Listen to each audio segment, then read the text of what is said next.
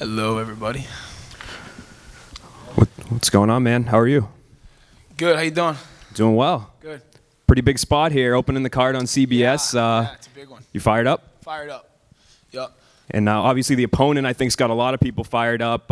You guys were tagged on social media since you came back, really, that people wanted to see this fight. Yeah. So is it nice to kind of finally return and fight a rostered guy again? Yeah.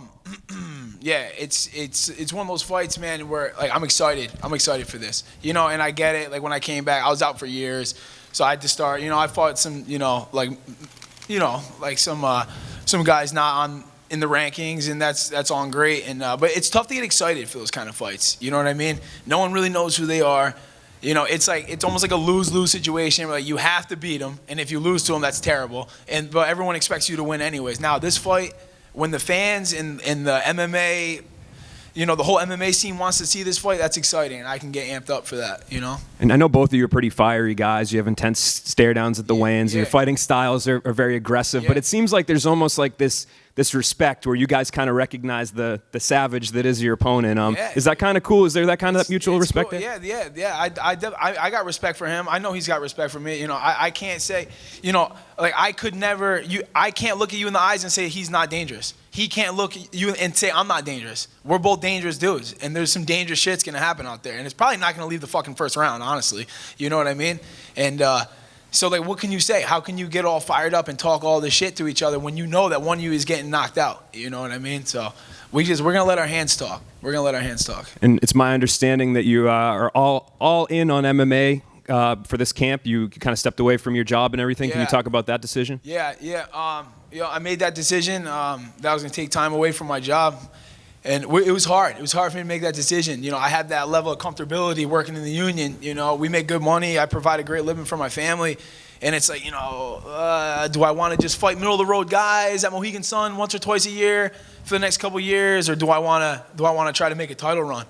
And I said, I don't want to look back at this. I don't want to look back at myself when I'm, 50 years old and say, man, you were still in your physical prime and you just didn't go for it. I don't ever want that. I don't want to have any of those regrets. So now that I'm giving this everything I got, right? I'm fully committed to this, training more than I've ever trained in my whole life, in better shape than I've ever been in. And and this is what it is. Whatever happens, if I get the belt, I get the belt. If I don't, I don't. But I can lay my head down at night and say I went for it. I went for it. No doubt, man. And just one more thing about the CBS. I know your story was something that you shared, your backstory, your time away from MMA to try to raise awareness. And obviously now you're going to be on a pretty large television station. How nice is that to be able to kind of use an even bigger platform now? Yeah, it's great, man. It's great. And, and I really do feel compelled to, to use this platform that I have to help people. Because it's a real problem, man. We don't have to get into it now. Everyone knows how real it is. Everyone's been affected by it.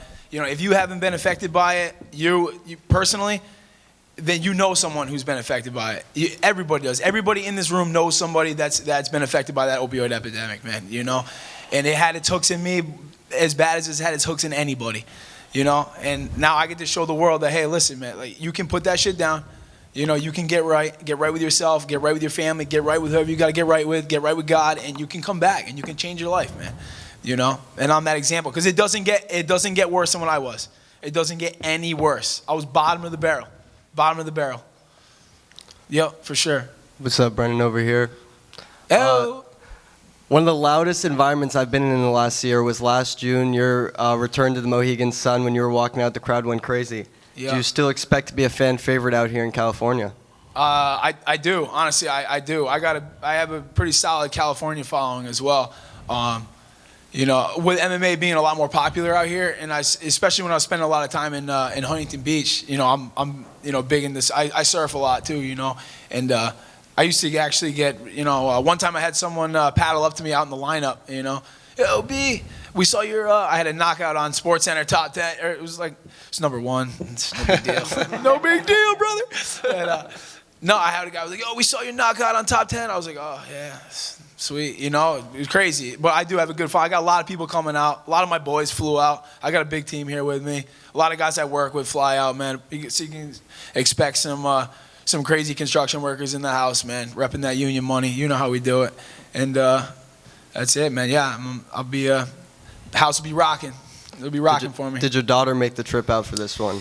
No, daughter didn't make the trip because my girl she's pregnant, very, very pregnant. She's about to pop, so she didn't want to fly. But my daughter's got school, you know. And this is a business trip, you know what I'm saying? This is business. You know, I FaceTime her all day, every day since I've been here, you know.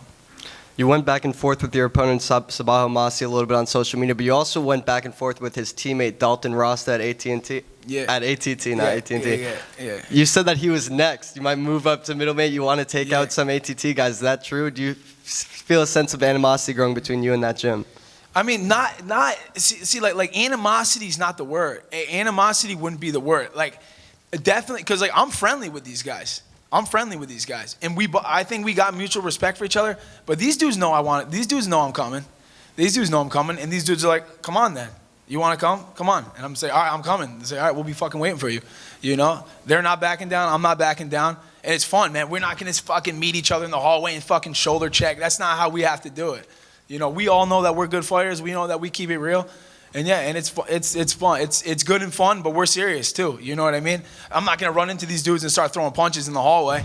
But these dudes know I'm serious. You know, and I know that he will fight me, and he knows I will fight him. You know.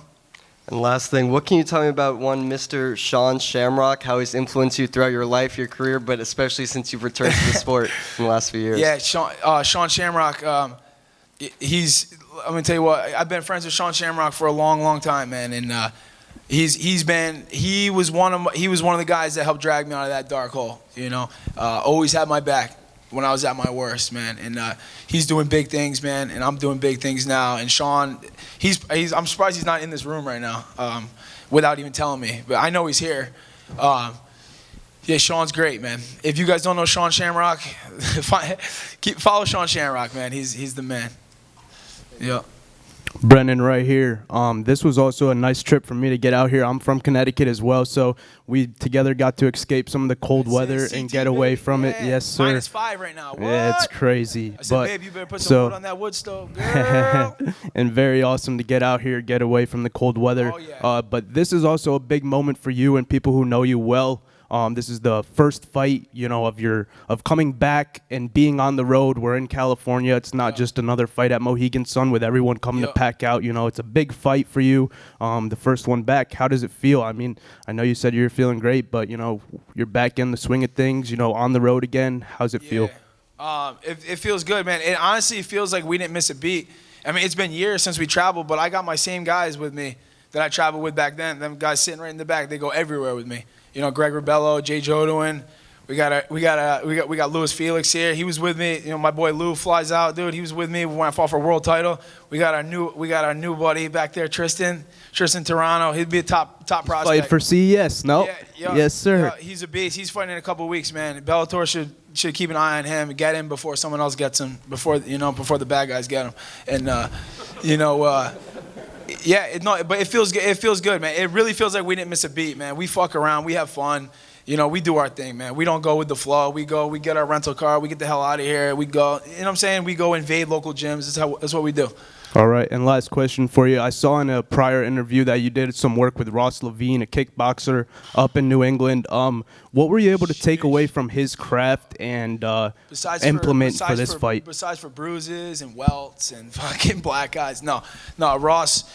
I wish I met Ross a long time ago, but you know I know him now, and he's became a fast friend to me. I consider him a teammate now already. We trained a bunch before I left, and I hope to help him with his camps too as much as I can. Probably one of the best strikers, and I've sparred like I tell my guys, like I've sparred everybody, you know, and I spent a lot of time in California over the years sparring at Kings and everywhere. I sparred a lot of guys, and no one ever has really like made me feel like almost helpless like that guy does. You know what I mean? Like, what the fuck, dude? You know, he's an amazing fighter, and he's a really smart dude, you know, and he's insightful, and he helps me with my mental and my physical, dude. He's a beast. He's an asset for sure. Ross Levine, Ross Turbo, the man. Doc Turbo, as I call him. I'll still double leg his ass though. I hope he sees this. Where you at? Right here. My man. So you said it's probably not going to make it out the first round. Is that your mindset to go in there and just bang? I'm gonna end up I can game plan as much as I want, and I'm gonna implement some planning, of course. But yeah, man, that side of me is gonna come out.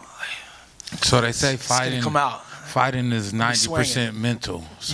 So how are you mentally preparing yourself to go in there and bang? You trying to end it in the first round? I'm always looking to end it in the first round. I'm always looking to end it in the first round. It doesn't matter how good a shape I'm in right now, dude. I still don't want to fight 15 minutes. You know what I'm saying, dude?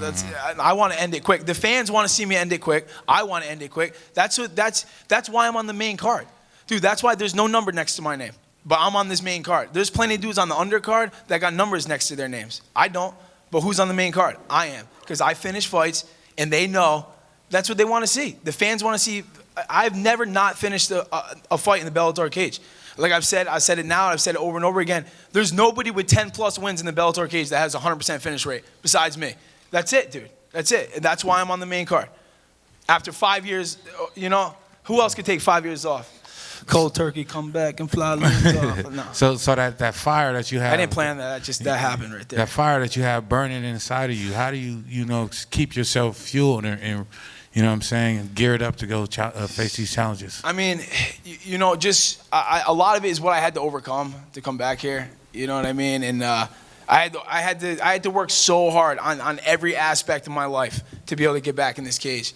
Not just like improving like skills in the gym. Like my whole life had to change, dude. I was a bottom of the barrel drug addict, dude. 162 pounds, like soaking wet. I had to change every single thing. So now I'm not going to squander this opportunity, dude. I'm mentally prepared because I went through you can't imagine what the hell I went through mentally just to be sitting here right now. You can't imagine. A fight is nothing. A fight is a joke. It's a fucking joke compared to what I've been through, dude. I'm serious, man. I'm serious about that. Like, all joking aside, this is fun. This is exciting. This is fun. It's not even a mental challenge to me to get ready for this fight because of what I had to come through, man. Yeah. Brandon, right here. How's it going? Good, man. How are you? Good. 16 wins, 15 finishes. I mean, some fighters have problem finishing their lunch. You seem to just finish fighters with no problem. What goes on in your mind state? I don't go out there. I don't go out there and do the pitter pat, point fight and sparring. I don't do the glorified sparring, man. I go out there to finish. And that's why I still have a job here over 10 years. I signed with these guys in 2011 or 2012. Dude, it's 2023, and I got fired, and I'm back. You know what I'm saying? That's because I finished fights. This is a business. First and foremost, it's a business. You know what I'm saying? And if I was bad for business, I wouldn't be here. I'm fucking good for business. That's why I'm fighting on the main card, because I finish fights. I'm not going the distance. If it goes the distance, both guys should lose. Double L. See ya. Yeah, to follow that up, you're definitely here for the business. Like you said, they only got 3 fights on the main card, and you're the one to open it up over other people that's on the card who fought for the belt and former title champions. So you're definitely here for business, right? Yes, sir. Yes, sir. And then last but not least, my 9-year-old daughter wants to know, if you're to win this fight, what's going to be your finishing move? Finishing move. I think I'm gonna have double boots in. It's be a ground and pound. He's gonna be covered up. I'm gonna have those double boots in, postured on top, fucking raining them down, dude. And I'll be looking at the ref like this. Save him.